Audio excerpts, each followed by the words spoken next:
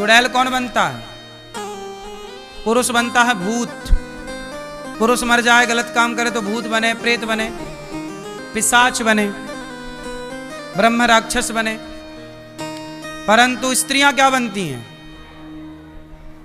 स्त्रियां जैसे मर जाएं और गलत काम के करके मरें, जैसे मुस्कान मरी, अब वो मतलब अभी जेल गई ना, अब यदि जब मरेगी अपने टाइम से क्या बनेगी वो?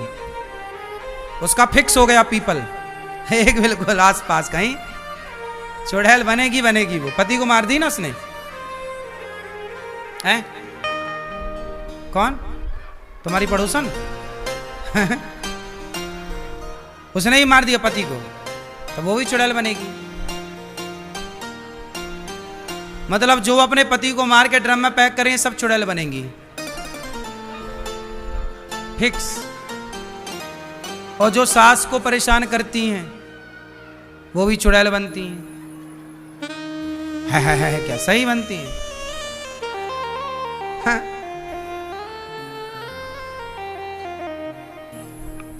चुड़ैल बनेंगी, चुड़ैल। सास की सेवा करना मन लगा के, ससुर की सेवा करो, बूढ़ों का सम्मान करो और पति की भी सेवा करो। और जो पुरुष अपने माता पिता को नहीं मानता, परेशान करता है, और जो पत्नी को परेशान करता है, कुछ पुरुष भी पत्नियों को कुकर में पका देते हैं, नहीं? पुरुष भी तो पत्नियों को मार डालते हैं कुछ लोग। फिर क्या बनते? वो पुरुष बनेंगे भूत, प्रेत। तो सारे लोगों के लिए भगवान ने सब व्यवस्थाएं कर रखी। भूत पिशाच निकट नहीं आवे। ये सब भूत प्रेत तो होते ही हैं, तब ना लिखा तुलसीदास जी ने। सब योनियां हैं, सब कर्म दंड तो भोगने ही पड़ेंगे। बचेगा कौन? बचा कौन है कि तुम और हम बचेंगे? इसलिए मेरी मां, कर्म गलत ना हो, कर्म गलत ना करो। शंकर पार्वती बैठे अब बड़े भाव से,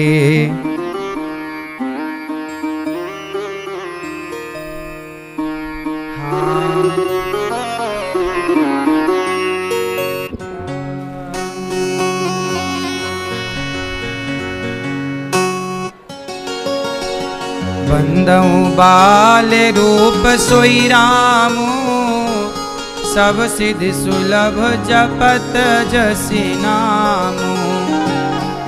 मंगल भवन मंगल हारी, द्रवहु सुदशरथ अजिर बिहारी। मंगल भवन मंगल हारी, द्रवहु सुदशरथ अजिर बिहारी। करे प्रणाम राम ही त्रिपुरारी, हरषि सुधा सम गिरा उचारी।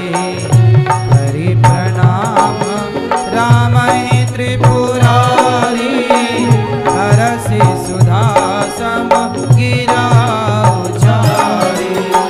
मंगल भवन मंगल हारी, द्रवहु सुदशरथ अजिर बिहारी। धन्य धन्य गिरिराज कुमारी, तुम समान नहीं कोपकारी। धन्य धन्य गिरिराज कुमारी, तुम समान नहीं कोपकारी।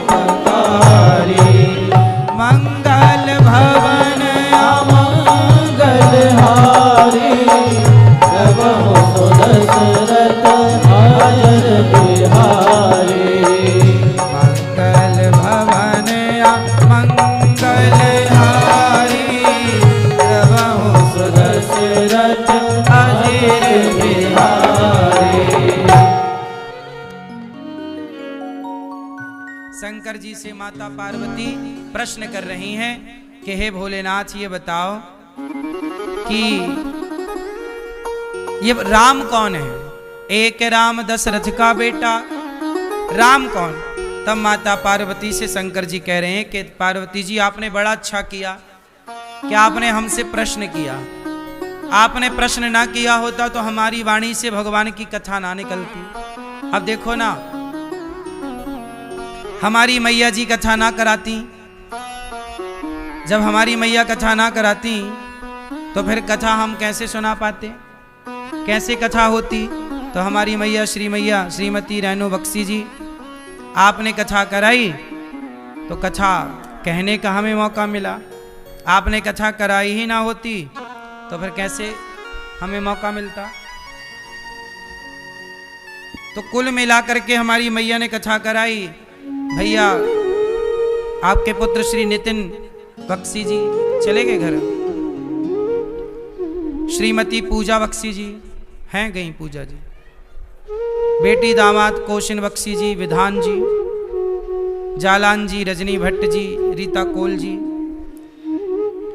रोमिला जी और राशि बख्शी जी, शशि शर्मा जी। लाजपत नगर मैया वहाँ से आई हैं। और मैया हमारी श्रीमती रेणु बख्शी जी बड़े प्रेम से राम कथा करा रही हैं, तो हम लोग सुन रहे हैं। हमें भी देखो भाग्य मिला, हम रोज भगवान भागवत की कथा सुनाते हैं, हमें भी कभी कभी राम जी का गुणगान गाने का अवसर मिलता है। तो मैया की कृपा से, मैया के द्वारा राम कथा मैया ने कहा तो लो हमें भी भगवान की कथा कहने का मौका मिला। हमारी भी वाणी पवित्र हो रही है भगवान की कथा से, आपका भी हृदय पवित्र हो रहा है भगवान की कथा से। तो कथा दोनों को पवित्र करती है, श्रोता वक्ता दोनों को। इसलिए अपने कानों से भगवान की कथा सुनना सीखिए और जब भी बोलिए तो भगवान की चर्चा ही करिए। अब शंकर जी और पार्वती जी बैठे हैं और प्रेम से दोनों एक दूसरे को प्रश्न कर रहे हैं। अब शंकर जी प्रेम से प्रार्थना कर रहे हैं, मंगल भवन अमंगल हारी, द्रवहु सुदशरथ अजिर बिहारी। अब प्रार्थना करके मंगलाचरण करके शंकर जी पार्वती जी की प्रशंसा कर रहे हैं कि आपने प्रश्न करके हम पर बड़ा उपकार किया। आपने रघुनाथ जी के बारे में पूछा है, तुम रघुवीर चरण अनुरागी, तुम्हारे हृदय में भगवान के प्रति प्रेम है, तब तुमने ऐसे प्रश्न किए हैं, परंतु ऐसे प्रश्नों कोई करता नहीं। पार्वती जी से शंकर जी कह रहे हैं, जिन हरि कथा सुनी नहीं काना, श्रवण रंध्र अहि भवन समाना। जिनकी कथा, शंकर जी कह रहे हैं पार्वती जी से, हे पार्वती, जिनके कान भगवान की कथा नहीं सुनते, उनके कान नहीं है, चूहे का बिल है। इसलिए कान तब सार्थक, कानों की सुंदरता सोना पहन लेने से नहीं है। लोग तो पूरे कान को छिदा लेते हैं नीचे से ऊपर तक और पूरे में सोना सोना सोना पहन लेते हैं, इससे कान की सुंदरता नहीं है। कान वही सुंदर हैं जिन कानों को रोज कथा सुनने को मिले, रोज भगवान की कथा, वो कान सुंदर है।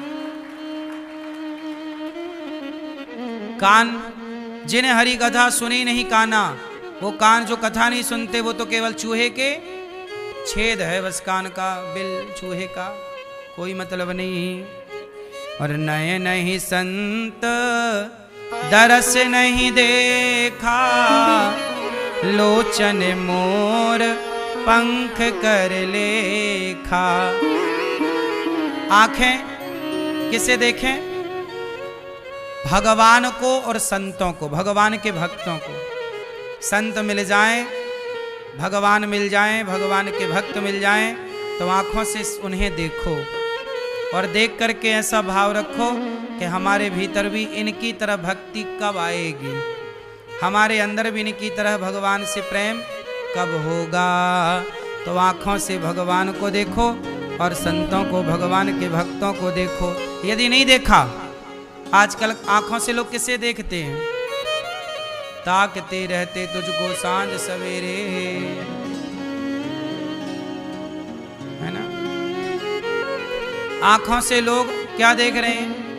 ताक रहे, देख नहीं रहे हैं, ताक रहे हैं। जबकि हमारे यहाँ ताकने को मना किया गया है। देखो भालो तको मत, बोलो चालो बको मत, खाओ पियो चलो मत, खाओ पियो छको मत, चलो फिरो थको मत।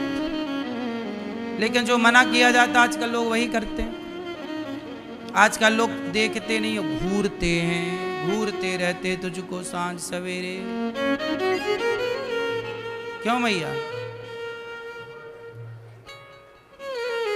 अच्छा, मोर पंख में भी आंख होती है कि नहीं? छोटी सी मोर पंख में ध्यान से देखो, एक छोटी सी आंख सी बनी रहती है। तो जिनकी आंख भगवान को नहीं देखती, वो आंख वैसे ही है जैसे मोर पंख की आंख है, बस कुछ कर नहीं सकती वो आंख।